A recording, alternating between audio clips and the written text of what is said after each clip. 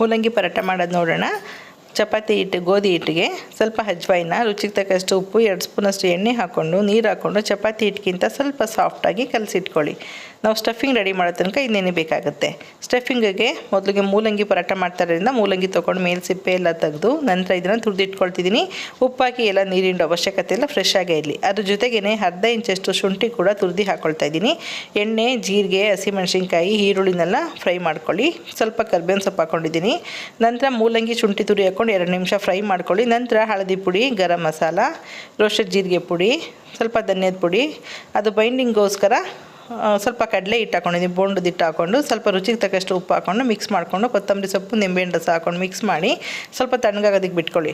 ಚಪಾತಿ ಉಂಡೆ ಎಷ್ಟಿರುತ್ತೋ ಅಷ್ಟೇ ಸ್ಟಫಿಂಗ್ ಕೂಡ ಇರಬೇಕಾಗುತ್ತೆ. ಆವಾಗ ಪರೋಟ ತುಂಬ ರುಚಿಯಾಗಿರುತ್ತೆ. ಒಬ್ಬಟ್ಟು ಹೂರಣ ರೆಡಿ ಮಾಡ್ಕೊತೀವಲ್ಲ, ಆ ರೀತಿ ರೆಡಿ ಮಾಡಿಕೊಂಡು 2 ಸೈಡು ಚೆನ್ನಾಗಿ ಈ ರೀತಿ ತುಪ್ಪ, ಎಣ್ಣೆ 2 ಮಿಕ್ಸ್ ಮಾಡಿ ಹಾಕ್ಕೊಂಡು